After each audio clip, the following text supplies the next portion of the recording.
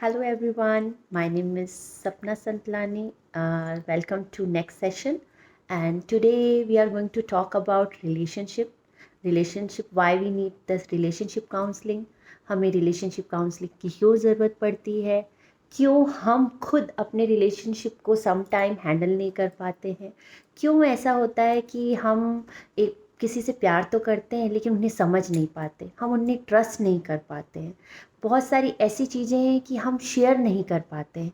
ऐसा क्यों है कि हम किसी को प्यार करते हैं उसके बावजूद हम उससे सेपरेट हो जाते हैं, जस्ट बिकॉज ऑफ छोटी छोटी मिसअंडरस्टैंडिंग, या फिर हम एक दूसरे को समझ नहीं पाते हैं।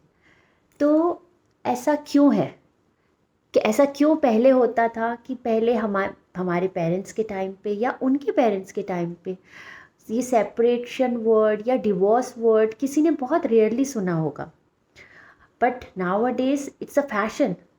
हमें छोटी सी भी प्रॉब्लम होती है या मेरा पार्टनर मुझे समझ नहीं पा रहा है या मेरा पार्टनर मुझे अटेंशन नहीं दे रहा है एंड हम डिवोर्स ले लेते हैं, प्यार करते हुए भी।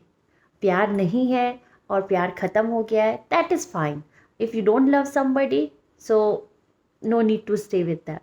But if you still love that person, you care about that person, उसके बावजूद अगर आप सेपरेट हो जाते हैं तो वो पर्सन भी दुखी रहता है और आप भी दुखी रहते हैं।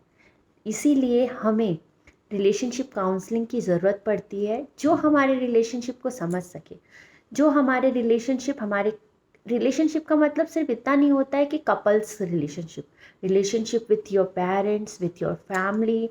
सो there is family counsellors, there are couple counsellors, they are single, the emotional consultant, जो आपके इमोशन को समझते हैं, जो आपको समझाते हैं कि आपके इमोशंस हैं, आप कहाँ सही जा रहे हैं, आप कहाँ गलत जा रहे हैं, आप कहाँ मिसअंडरस्टैंड कर रहे हैं अपनी फैमिली को, अपने पार्टनर को। तो अगर आप ऐसी कोई प्रॉब्लम फेस करते हैं तो ये मेरा सजेशन है, आप ज़रूर काउंसलिंग लें। हम इंडिया में काउंसलिंग वर्ड को इतना बड़ा मानते हैं कि हम वहाँ जाना नहीं चाहते, चाहे कितनी भी बड़ी प्रॉब्लम हो। और हम सेपरेट होने के लिए रेडी हैं लेकिन हम काउंसलर के पास जाने के लिए रेडी नहीं हैं। सो इस मेंटालिटी को हमें चेंज करना है। हमें एक्चुअल में जिस चीज़ की ज़रूरत है, अगर मुझे अभी भूख लगी है तो मैं खाना ही खाऊंगी ना, पानी तो नहीं पी लूँगी। तो एग्जैक्टली अगर हमें काउंसलर की ज़रूरत है तो we should go to the counsellor, not to the divorce consultant.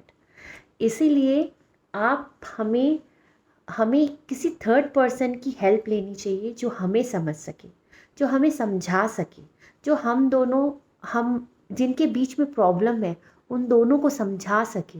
Sometime ये ब्रिज का काम पेरेंट्स करते हैं, लेकिन क्या होता है, हम घर की मुर्गी दाल बराबर। अगर हमारे पेरेंट्स बीच में आते तो हम कहते हैं नहीं, आप बीच में मत आइए। इसीलिए कंसल्टेंट और जो एक्सपर्ट होते हैं वो आपको अनबायस्ड वे में, और आप भी समझते हैं कि वो थर्ड पर्सन है तो वो अनबायस्ड वे में ही मुझे सजेशन देगा। अदरवाइज आप सोचेंगे अगर मेरी वाइफ की फैमिली से पर्सन है तो मेरी वाइफ का साइड ले रहा है और मेरी तरफ से है तो मेरा साइड लेगा। So that is why you need somebody else who can understand in unbiased way कि आपकी क्या प्रॉब्लम है, आपके पार्टनर की क्या प्रॉब्लम है, आप क्यों नहीं तालमेल हो रहा है, कहाँ आप एक दूसरे को मिसजज कर रहे हैं। तो counselling it's a very good thing. If you need it, just go for it. Don't think twice. Don't think that counsellors is for only mental problem. It's not like that. Counselors are here, they are expert, they are here to help you to solve your problem.